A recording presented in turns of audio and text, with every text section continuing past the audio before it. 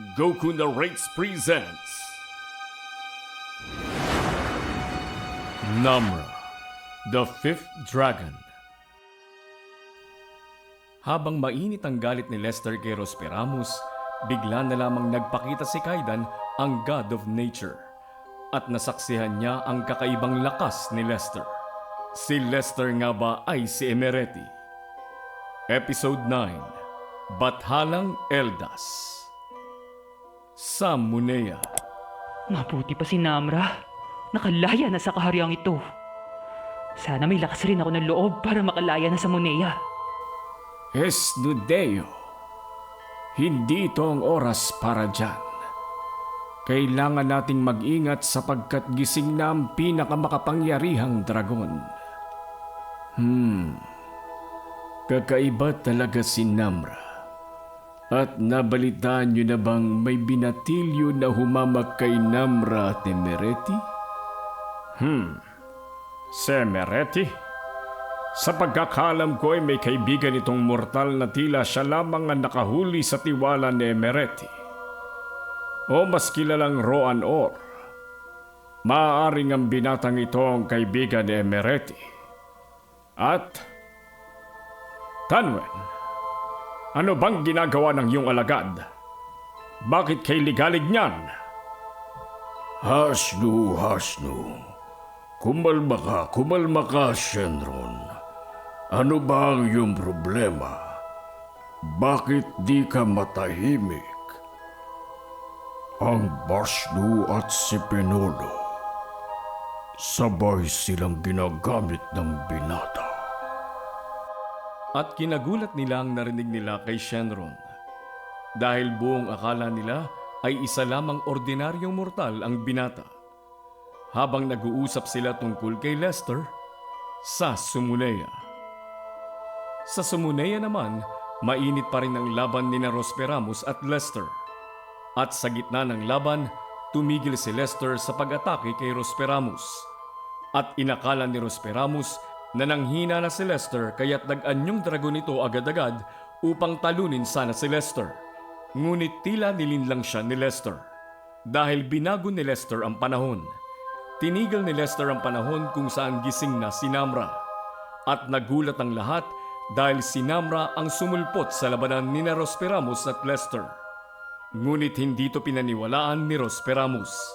Akala niya isa lang mafarka o panlilinlang upang siya ay mawala sa focus, pero dahil dito, napilitan si Eldas na lumantad. At nag-iba ang suot ni Antonio at naging isang bathalang muli. Nakita ito ni Lester pero binaling niyang muli ang atensyon niya kay Rosperamus. Isang panlilinlang. Esnumafarka.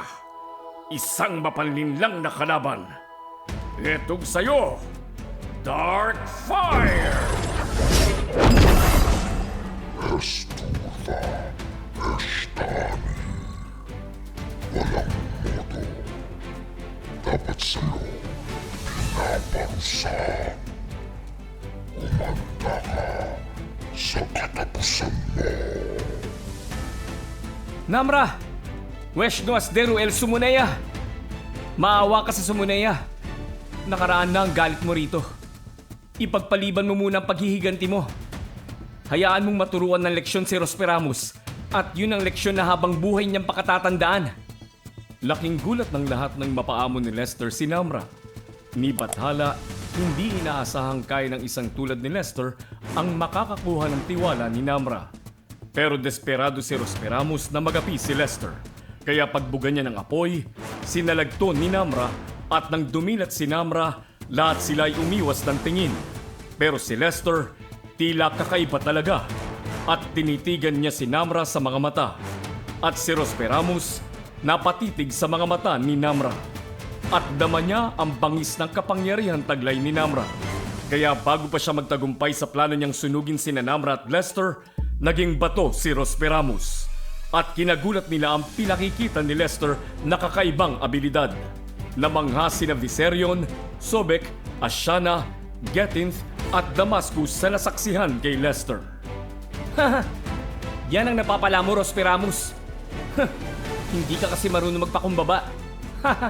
Sinubukan na kita kung magpapakumbaba ka. Pero hinamak mo pa ako. Ano? Peke pa rin ba si Namra? Siya nga pala, Namra. Nagpapasalamat ako sa'yo sapagkat ginising mo ang aking tunay na lakas. Ngayon, para sa mga hari-harian ng Sumuneya, ngayon kayo magsipagtawanan at sabihin sa akin na hindi ko ito mundo. At Ama, ikaw nga ang ikaapat na bathala. Edamesh Novire. Kinagagala kita makilala. Bathalang Eldas. Ay nako, anak na kita. Oo na, ako ang ikalawang bathala ng Sumuneya. At anak, hindi akong ikaapat na bathala. Ang ikaapat na bathala ay si... Eldas! Sa wakas, at nahanap rin kita. Kaya tagal kitang hinanap at ang anak mo. Patawad kung may galit o sama ka pa ng loob sa amin. Eldas, ngunit hindi pa ito ang oras para ipakilala sa anak mo ang ikaapat na bathala ng Sumuneya. Alam mo naman ang bathalang yun ay... Namra? Paano ito nangyari? Buong akala ko isa ka lang hamak na mortal, binata. At ang iyong buhok, Estuva Ventusla, mahabaging bathala, Juvenesio. Sino ka? Hasneveru, magpakilala ka!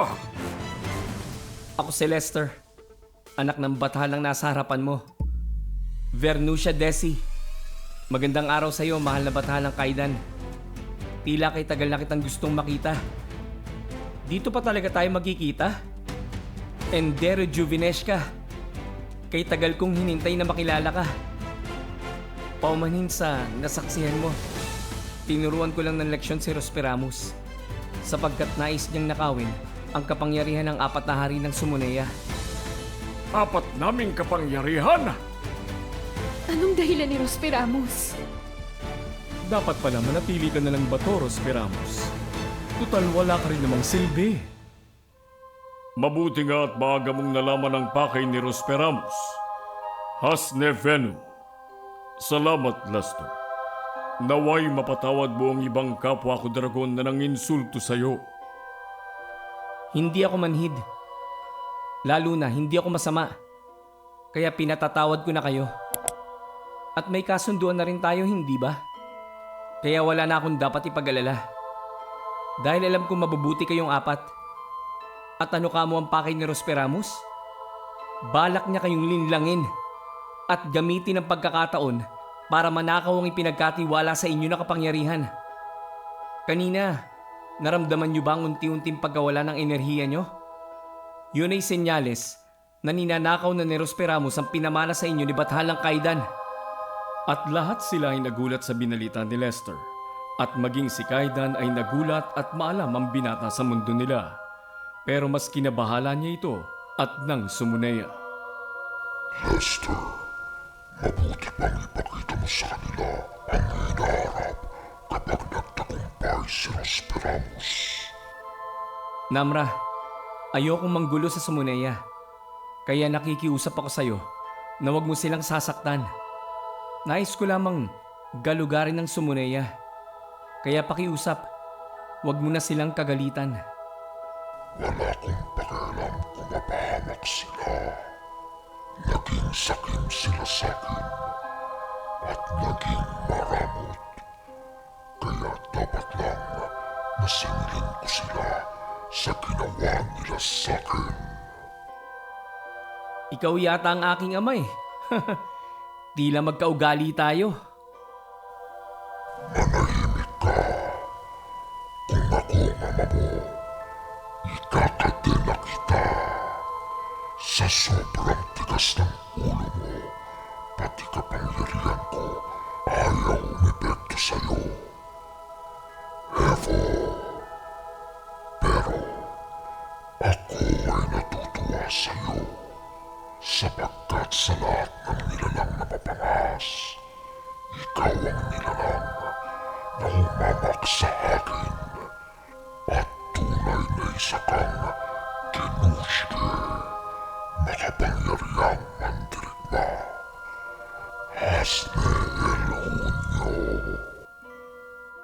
Hasnael Hunyo? Ibig sabihin, salamat at pinahupa mo ang galit ko? Tama ba, Namra?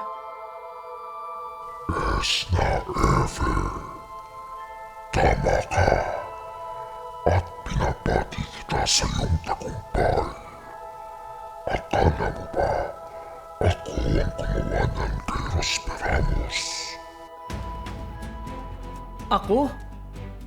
Ibig sabihin, may kapangyarihan din ako na ganyan? Astig! Hayaan mo muna maging bato si Rosperamos. Mas gusto ko siyang display kung saan-saan.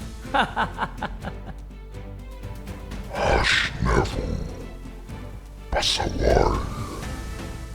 Ibalik mo na lang siya sa tunay niyang anyo.